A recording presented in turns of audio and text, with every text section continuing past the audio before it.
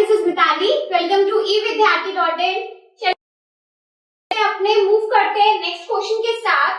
We are on the page and in text questions को हम discuss कर रहे हैं. ठीक है, तो इस पेज पे हमारा क्वेश्चन नंबर 4 रहता है. So we'll start with the last question. Okay, so क्या है हमारा क्वेश्चन? क्वेश्चन में आपसे ये पूछा गया है, why do you fall in the forward direction when the bus apply the brakes? तो हमसे ये पूछा गया है कि जब भी कोई बस ब्रेक्स अप्लाई करती है स्टॉप होने के लिए, तो हमारा मोशन यानी कि पैसेंजर्स जितने भी उस बस में बैठे हैं वो हमेशा फॉरवर्ड डायरेक्शन में मूव क्यों करते हैं. ठीक है, in the same way they are also asking कि when the bus accelerates from rest, यानी कि जब हमारी जो बस है वो रेस्ट से स्टार्ट कर रही है, so why do the passengers fall in the backward direction. ठीक है, सो दोनों पार्ट हमसे पूछ लिए गए हैं कि फर्स्ट केस हमें ये दिया है कि अगर आपकी बस मोशन में है एंड उसने एकदम झटके से ब्रेक्स अप्लाई करे हैं, so what happened with the passengers. अगर पैसेंजर्स करते हैं सो ऐसा क्यों होता है. ठीक है, सिमिलरली हमसे नेक्स्ट पार्ट में ये पूछा गया है कि फॉर सपोज आपकी बस अभी रेस्ट पे थी और उसने एकदम झटके से अपना एक्सेलरेशन दबा के बस को स्टार्ट किया है, यानी कि रेस्ट से किस में लेकर आए हैं, मोशन में लेके आए हैं. सो दे आर आस्किंग कि उस वक्त पे पैसेंजर्स को बैकवर्ड एकदम मूव क्यों करते हैं. ठीक है, उन्हें जो झटका लगता है वो पीछे की डायरेक्शन में क्यों लगता है. तो हमें एक एक करके इन दोनों को सॉल्व करना है. ठीक है, चलो तो सबसे पहले हम ये देखते हैं कि हमारी बस अगर मूविंग है तो उसमें क्या होता है. ठीक है, so when the moving bus apply brakes, कोई भी moving bus passengers experience a force in the forward direction. ठीक है, motion with the bus and will resist the change of state due to inertia.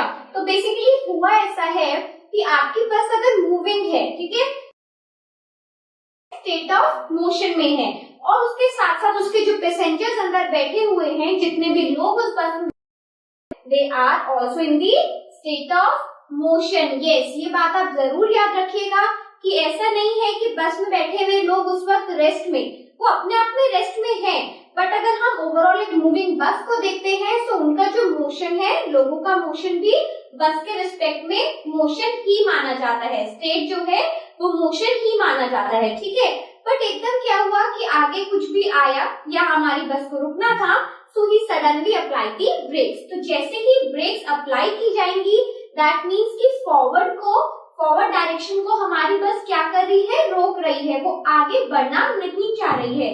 That means कि उसकी direction क्या मानी जाएगी कि वो बैकवर्ड प्रेफर करना चाह रही है. ठीक है, बैकवर्ड मतलब कि स्टॉप होना चाहती है. तो चलिए बस स्टॉप भी हो गई है, बट इसमें होता क्या है, जो उसके पैसेंजर्स मूविंग मोशन में माने जाते हैं वो क्या होता है, ड्यू टू इनर्शिया अपने स्टेट को चेंज करने से रोकेंगे और इस वजह से वो क्या होगा, एकदम आगे झटके से आगे की डायरेक्शन में झटका आएगा उन्हें. ठीक है, so why, because due to inertia हमेशा जो भी कोई स्टेट में पैसेंजर्स है वो उसे रेजिस्ट करेंगे. ठीक है, so now hence they moves in the opposite direction. क्योंकि हमारी बस ने स्टॉप हुआ था, यानी कि उसका जो प्रेफर्ड डायरेक्शन था वो बैकवर्ड डायरेक्शन था, इसलिए हमेशा जो झटका लगाया जाएगा, ये जो पैसेंजर्स को डायरेक्शन मिली है वो कौन सी होगी, ऑपोजिट डायरेक्शन. और बैकवर्ड की ऑपोजिट क्या होती है, फॉरवर्ड डायरेक्शन. ठीक है, सो आपको इस टाइप के जितने भी रीजनिंग क्वेश्चंस मिलेंगे ना, उसमें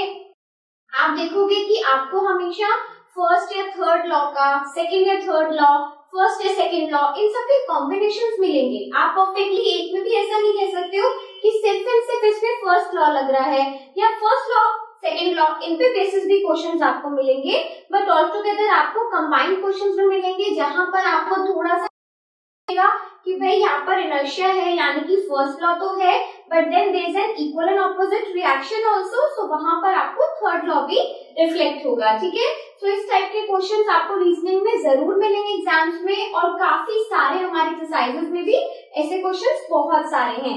तो चलिए, आई होप आपको ये फर्स्ट पार्ट समझ आया हो. Now moving on to the second part.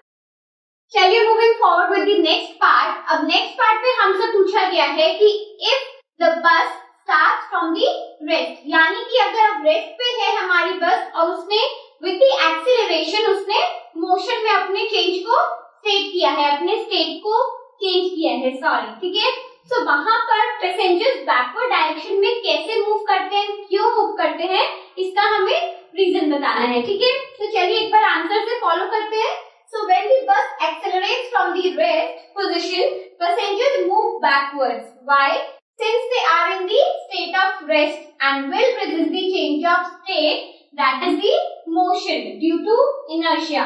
So basically होता क्या है, क्योंकि हमारी जो बस है उसने रेस्ट से स्टार्ट किया है, अब एक्सेलरेशन मिलते ही क्या हुआ है कि उसकी जो स्टेट है दैट इज चेंजिंग, यानी यहाँ पर मोशन में हमारी बस आ गई है। But on the other side जो हमारे पैसेंजर्स थे वो भी रेस्ट पे थे, और क्योंकि वो इनर्शिया की वजह से अपने स्टेट को चेंज होने से रेजिस्ट करेंगे, रोकेंगे, इस वजह से वो एकदम झटके से कैसे मूव करते हैं, अगर बस आगे मूव करी है तो पैसेंजर उसे अपोज करते हुए, opposing that state, opposing due to inertia, वो बैकवर्ड डायरेक्शन में मूव करेंगे, ठीक है। तो यहाँ पर भी इनर्शिया एंड आपका third Newton's law, because they are reacting, आपको प्ले में दिख रहा है, ठीक है। So which is opposing forward direction. तो क्योंकि हमारी बस ने फॉरवर्ड डायरेक्शन में मूव किया है, इसलिए हमारा रिएक्शन या पैसेंजर्स का मोशन में आने के लिए रिएक्शन कैसा होगा, फॉरवर्ड डायरेक्शन में होगा। तो आपको दोनों पार्ट इसके समझ आ गए हो। इस टाइप की रीजनिंग हम आगे भी बाकी एक्सरसाइज से डिस्कस करेंगे। So after then, keep learning and keep watching. Stay tuned with us. Bye bye.